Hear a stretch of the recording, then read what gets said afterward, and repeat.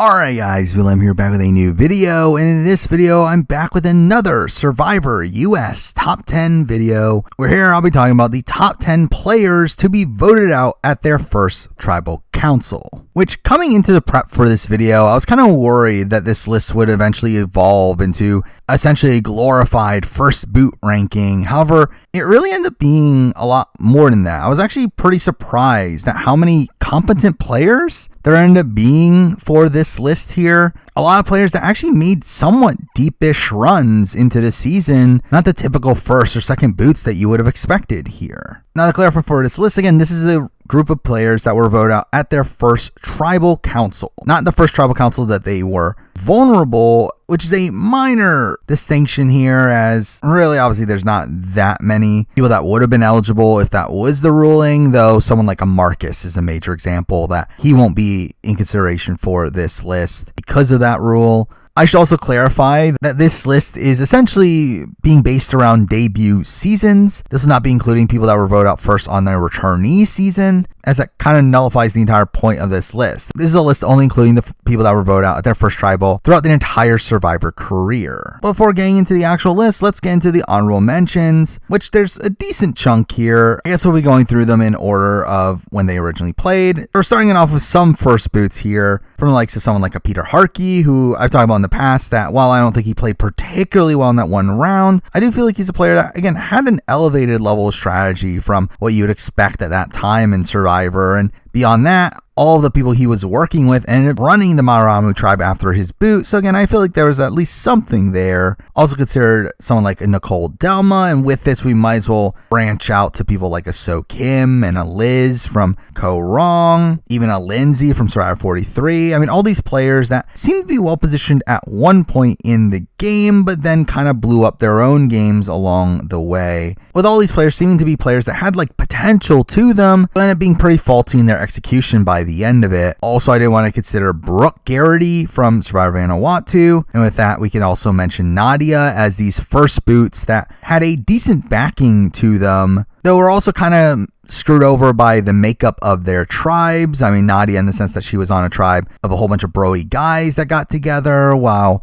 Brooke was kind of the opposite, where he was on a tribe of all men, to where despite him being the type of person that would be relatively safe on any given season, they didn't really need his physical strength and ended up voting him out instead. And considering he was in an alliance of 4, I feel like he should at least be in consideration here. Also here I did consider Timbertina, to where while she is a player that I think made a decent amount of mistakes through her game, I at least want to mention her, especially with the fact that I do think she had to play the game in a way that most people don't have to play. Obviously still struggling with the grief of losing her son, which obviously clouded her state of mind at the time, but also even beyond that was on a 4-person tribe from the very beginning, which is also a very wonky circumstance. Also from Survivor Panama, I want to talk about Misty Giles, who I've always thought of as a player that had some potential. And I feel like her, and alongside like someone like a Sarah Wilson, kind of gets voted out just kind of due to a bad tribe makeup. I mean, Misty Giles in particular got kind of swapped into this position of her again being these kind of bro-y guys who all stick together and end up voting her out there. But again, I did think there was some game ability there from her. Also, I want to mention Jessica DeBen, who, I mean, I talk about my first boot ranking, is a player that I think just got extremely unlucky, essentially being a swap screwed first boot, where she did seem to have a decent amount of allies on the other tribe, though gets put on a tribe that she's inherently in a bad spot in, but also only had a limited amount of time to even campaign, considering this tribe formation wasn't formulated until the day of the actual vote out. So I do think she got extremely unlucky. Also, Francesca was in consideration, where despite her being the only 2-time first boot, I do feel like Francesca has some game ability to her, to where I feel like both of her first boots were very unlucky circumstances. And while I do think she did make some mistakes for sure, particularly her first time around and calling out Boston Rob, I do feel like as a whole, Francesca does seem like the type of player that, given a fair shake, I think could make it deep into a season, though again didn't quite make the top 10. Also, I did consider RC, who's actually someone that was extremely close to making the list, as being one of these people voted out the first tribal that actually made the merge, and was also a person that ends up getting idled out of the game here. Again, it was Penner that was supposed to be the main target, though she was the secondary target. And because of that, again, she was extremely close to making the top 10. She's essentially number 11 on this list, though I did end up dropping her off largely because she never seemed to be too effective in the game. While she did seem to have this relationship with Abby and Scoopin from the very beginning, the fact that Pete was so adamant and turning Abby against her and never wanted to work with her beyond that, I think is pretty damning to her game. So again, she didn't quite make the top 10. Also, I did want to consider Bryce Isaiah, who along with that, I guess we might as well talk about Darnell from 32 as well, where both these are essentially these players I think just got really unlucky tribe formations, where both were kind of put with these people that I don't think were ever really going to work with them. I mean, LJ is kind of this big foil for Bryce and Cagayan, where I think Bryce on most given seasons has a deep run in him, though didn't get it here. And Darnell was on the tribe with Scott and Jason, who made a very aggressive move right away and targeting Darnell to his closest to Sydney, something I don't think is typically done on most given seasons. So I did feel like these were kind of more wonky circumstances to where they were in consideration, though again, they didn't quite make the list. Also, I did consider someone like Amari Takahashi, or again with her we can also mention someone like a Jessica Peets and a Molly from 39, of these players that again seem to be well positioned at one point, were definitely in the majority at one point in the game, though seem to be too passive after that, to where they end up being blindsided right away, with them not seeming to figure out the fact that certain members of their alliance have flipped against them. But again, the fact that they were in the majority at one point to begin with is enough to consider them here. Also, I did consider the likes of Gonzalez. And with that, I can also mention Mariah from 42 as these players that did get unlucky circumstances that led to their boot. Gonzalez and the fact that Jacob Derwin was given immunity for that first round, while also at 42, Mariah had Jackson being medevaced, who probably would have been the first boot instead of her. So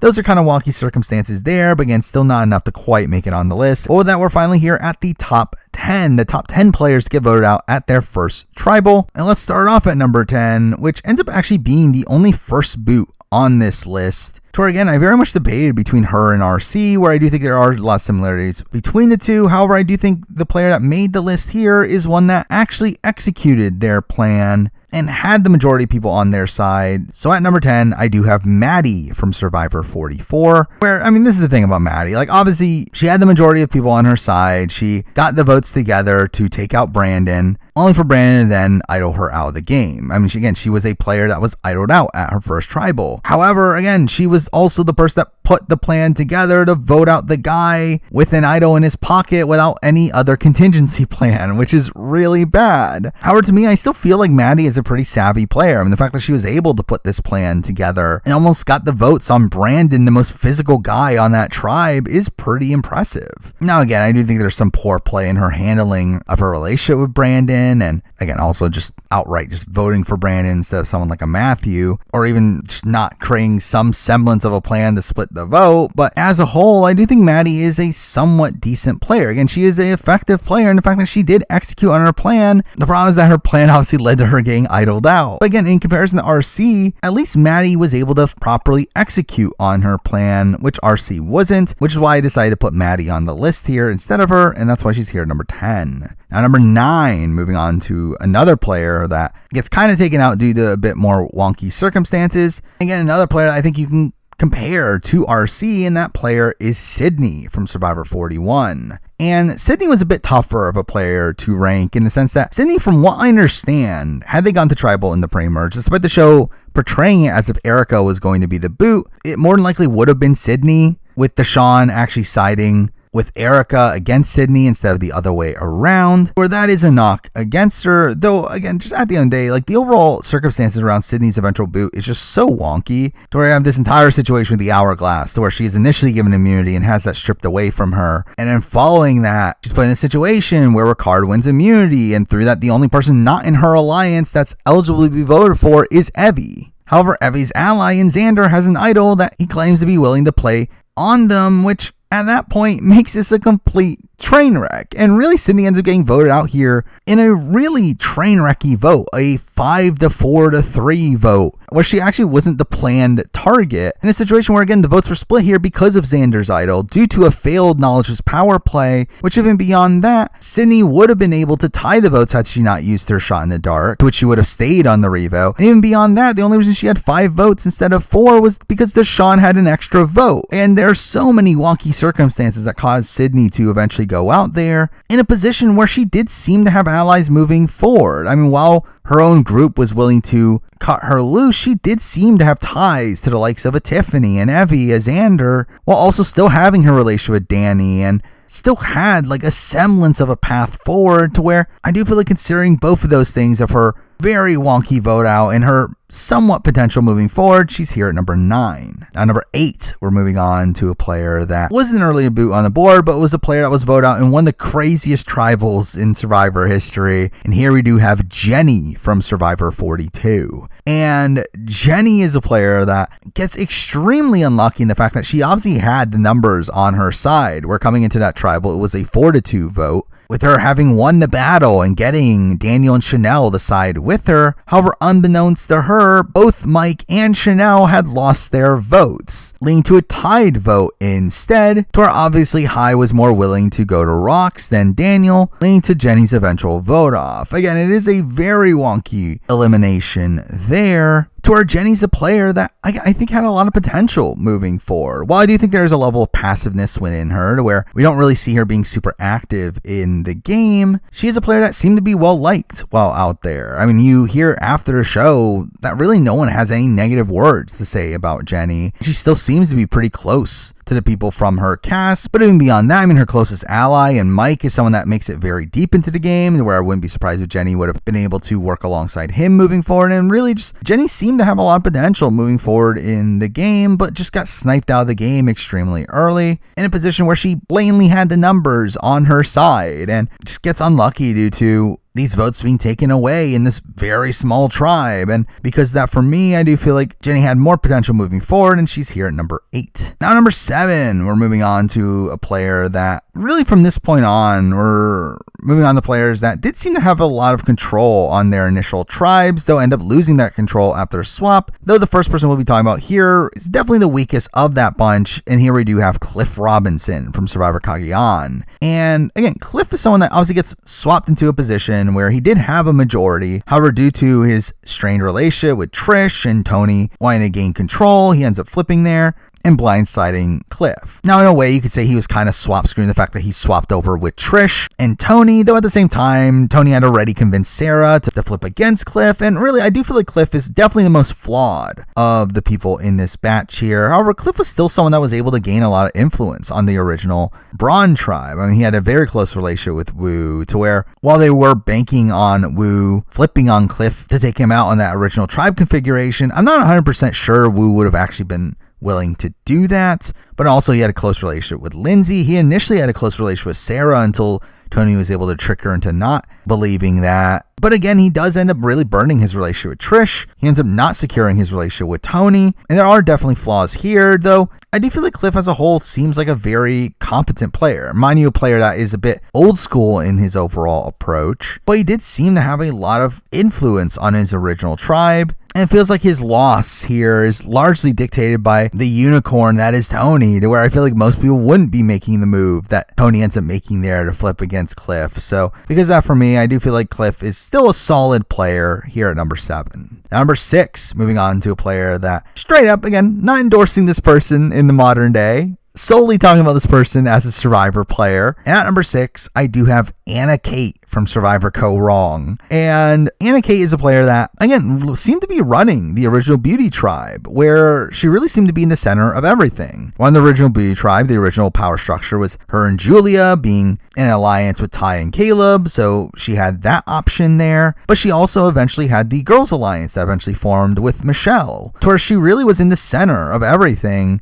essentially running that original Beauty Tribe, but then gets swapped into a worst possible situation, swapping down in numbers to where they also had the knowledge that Julia was going to be joining her tribe after Tribal, which essentially meant that you had to get rid of a Beauty member. And with it being between her and Ty, and also the acknowledgement that Anna and Julia were close, it just became so obvious to vote out Anna. And I feel like Anna gets really screwed over in that situation, where there really wasn't that much she can truly do there. So again, I do think she was a solid player on her original tribe, really just gets swap screwed to be eventually taken out of the game. How the main reason I'm not putting her higher on this list is because I do feel like while she did have a very strong pre-merge game, I don't really see where her game goes from that point forward. She didn't really seem to connect to these people from the opposite tribe, to where like I don't really know if I see her actually getting to the end, especially considering it did seem like people were already looking at her as a pretty big threat. But she still seemed to be a competent player, and that's why she's here at number 6. US. At number 5, we're moving on to what is essentially a slightly better version than Anna in my eyes, and that person is ROARK from Survivor, HHH, who again I think was in a very similar position. Now, I don't think she was as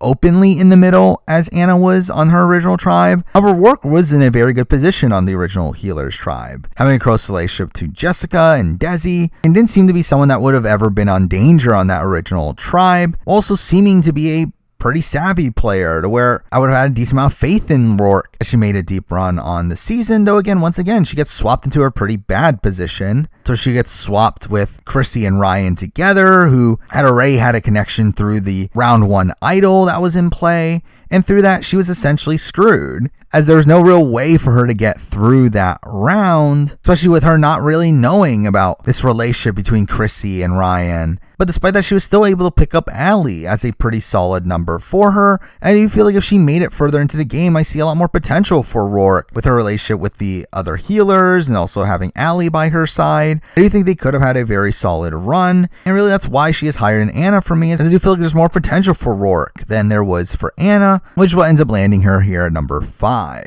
Now, number 4, we're moving on to a player that, I'll be honest, I was a bit more mixed on how to rank this player, as this is a player that, in comparison to someone like an Anna in particular, considering they were from the same tribe and from the same season, technically Anna was better positioned than this person for more of the game. However, this is a player that made it further into the game and also probably had more options towards the end of their game, and that person is Nick from Survivor Wrong, who, again, Nick is a person that doesn't get voted out until after the merge. He doesn't go to tribal throughout the entire pre-merge phase, and actually ends up winning the first immunity challenge of the season, only for them to not go to tribal again due to Neil's medevac, leading to him being voted out his first formal tribal. Or again, I think there's a lot of wonky things to consider here. One, the fact that, again, he technically wins first immunity, only to not have to go to tribal for that round to where he gets voted out. That's pretty bad luck on him. Also, beyond that, his eventual vote out is one that is kind of perpetuated by the fact that he did win immunity the previous round, so that kind of screws him over, along with the fact that there was this worry about the idols from like a Scott and Jason. Also, early on in the game, he seemed to be someone that could have potentially been in danger, where again, on the original Beauty Tribe, it was him and Michelle that were on the outs initially, but then Michelle ingrains herself within the majority, to where if they did go to tribal at one of the later rounds, I would not be that surprised if Nick did eventually go home. However, I do feel like Nick does play pretty well after his swap. So while he gets this segment about him mansplaining to Michelle and ends up taking her off, I do feel like he does a decent job at building a bond with Jason and Sydney, to where I think that would have probably kept him safe on that original swap tribe. And then once we get to the merge, and he seemed to be in the center of everything through that initial merge round, to where Jason and Scott really divulge a lot of information to him, and he really ends up having a lot of options through that round. So again, I do think there's a lot of good game ability from Nick, and while that isn't necessarily representative in his actual positioning in the game and his obviously eventual vote out, I do feel like as a whole he is a solid player that has decent game sense, and because of that, for me, he's here number 4. Now, number 3, we're moving on to a player that ends up being the earliest boot left on the board, where this person really seemed like someone that was completely sniped from the game, someone that seemed poised to make it deep into the game, only for him to be taken out in a wonky circumstance here. At number 3, we do have Morgan from Survivor Ghost Island, where Morgan is a player that had some really solid allies while out there. Again, on the original VD tribe, she had a really solid relationship with Dominic, and then also had this relationship with Wendell, Bradley, and Kellen, to where they were a solid 5, and then they get swapped into a position where they're alongside their enemies in Chris and Angela, and they end up turning the vote onto Angela, which again, the Malolos savagely switched the vote onto Morgan, sniping her out of the game here. Though I do think her eventual vote off is, one, again, it's kind of fluky in the fact that it's after a swap and seemed to be mostly based on tribal lines, but also based around the fact that Morgan was the least likely to have an idol. But even beyond that, Morgan seemed to have a lot of potential moving forward, and the fact that she was very close to Dom and Wendell, the two people who end up running the rest of the season. And had she not gone home in this round here, she probably would have been in a very strong position from that point forward. Again, this tribe never goes to tribal again. And considering the array of allies she had moving forward and the fact that her closest allies ended up running the game, I do feel like Morgan really got screwed over from a potential deep run here, to where everyone seemed to like Morgan, and she did seem to have a decent game sense and also seemed to have very strong strong allies. So I really feel like Morgan is someone that had so much potential in the game, who never really got to live up to it. And because of that, for me, she's here at number 3. At number 2, we're moving on to another player that I think had a lot of potential in the game, having played an extremely strong pre-merge game despite never going to tribal, only to then be the merge boot, and that person is Jessica from HHH. And Jessica, again, has a weird game where she's really running the original Healers tribe, being the center of all the dynamics, having close relationships to obviously Cole and Joe, having close relationships to ROARK and Desi. She really seemed to be in the center of everything on the original Healers tribe. And she gets to swap to where, once again, she's in the numbers, has Dr. Mike and Cole alongside her, to where Ben and Lauren end up proceeding to be on the bottom. However, then when they end up swapping, the healers just unluckily end up being in this position where they have the most numbers come into the merge, while 2 other sides obviously form in together to take them out, with Jessica ending up being the first target of this due to the worry of an idol. And again, it is a very unlucky circumstance, very similar to Morgan's, though one obviously makes it deeper into the game, but even beyond that, had a lot more seeming control in the game, where it did feel like Jessica was the big player on the original Healers tribe. And while I think Morgan probably had more of a path after her eventual boot round than Jessica, where even if Jessica had survived this round, I don't know where she's really going long term in the game, I still feel like Jessica came off as a really solid player, especially for being one that was voted out their first tribal. To really, the fact that this was her first tribal that she gets voted out here really just came out of circumstance of her just so happening to win every immunity up to that point, as really I don't think she was ever in danger at any point until the point that she was voted out. So again, to me, very strong player, and because of that, she's here at number 2.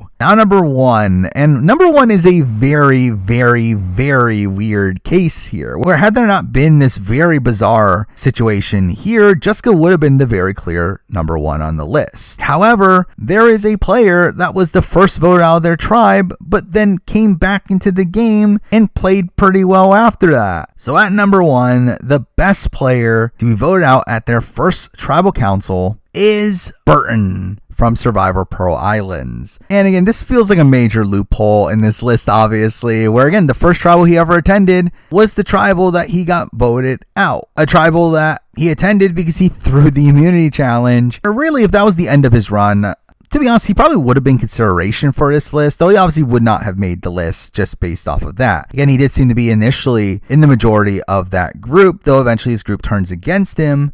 In a vote that's kind of insane, they vote out like their very clear, strongest physical competitor at their first ever tribal. But again, this is not enough to put him at number 1, but he does come back into the game, where obviously this is a season with the Outcast twist, where he does return from the Outcast. And from that point on, he plays really well, where he essentially dominates the post-merge phase of the game alongside Johnny Fairplay, working alongside Fairplay and initially siding with the Drakes, only to flip against Rupert, then flip back to take out Tawana, and then flip again to take out Krista. Again, they end up really running that middle section of the game, coming into the final 5 round in a very solid position, having Lil and Fairplay by his side, who were working together at that point. And while obviously he plays his boot round really poorly, where him and Fairplay make it very clear that they are the top 2, to where Lil eventually flips on them, Burn still ends up playing a very solid game here. Again, one that, unlike the rest of the people on this list, happens to survive tribals and votes out people and leads the charge against people, getting to the final 5. Now, I will say Burn had no real win equity, where the only chance that he wins is against Lil, as the jury really did not respect the Outcast twist and did not want someone returned from it to eventually win the game. So through that, I don't think Burton would have won against anybody but Lil. And he wasn't really trying for that scenario. He was trying to get to the end with Fairplay, where Fairplay probably beats him. But still, it's like, I do feel like Burton,